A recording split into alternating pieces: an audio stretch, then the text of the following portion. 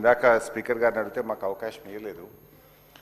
అధ్యక్ష, ఇప్పుడు క్వశ్చన్ ఎవరు అన్ని క్వశ్చన్ మాట్లాడాలి సార్. మీరు to allow us as a deputy leader of the opposition party. I am speaking, sir. I am all have every right to speak.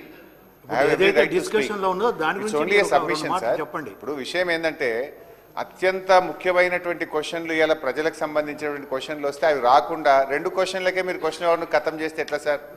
ఇప్పుడు అందరు సభ్యులకు సమానమైన హక్కులు ఉంటాయి. సభ నడిపేటువంటి తీరులో ఇవాళ మా బీఆర్ఎస్ పార్టీకి సంబంధించిన 2 క్వశ్చన్లు రాకుండా చేశారు sir. This is not correct sir. అది కరెక్ట్ కాదు.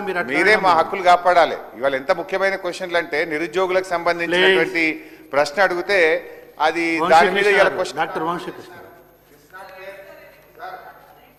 అధ్యక్ష సబ్జెక్ట్ అన్నాడు. శ్రీనివాస్ గారు అట్లా కాదు, శ్రీనివాస్ యాదవ్ గారు ప్లీజ్ మళ్ళీ బ్యాక్ పోవద్దు.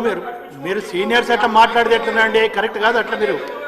మీరు మాట్లాడండి సబ్జెక్ట్. ఇప్పుడు ఏదైతే దేనికైతే అవకాశం అడిగిందో అది మాట్లాడండి, కానీ మళ్ళీ మీరు బ్యాక్ పోయి మాట్లాడితే ఎట్లా? రెండోది హౌసింగ్ ఇంపార్టెంట్ అని చెప్పి మీ సభ్యులు కూడా దగ్గర 5-6 మంది మాట్లాడారు.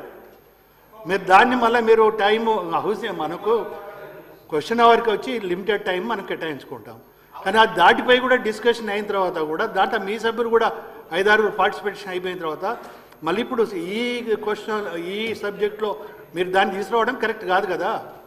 Please please. మీకు నచ్చితే ఒక తీరు ఉంది, నచ్చకపోతే ఒక తీరు ఉందండి. మా క్వశ్చన్లు రావద్దన్న నాడేమో అందరికీ అవకాశం ఇస్తారు, మమ్మల్ని బ్లాక్ చేస్తారు. లేదు మీకు నచ్చలేదు అనుకోండి, 9 నిమిషాలకే మాది ఇంపార్టెంట్ క్వశ్చన్ ఉంటే 9 నిమిషాలకే క్లోజ్ అంటున్నారు. This is not the way of running the house sir. We are registering our protest.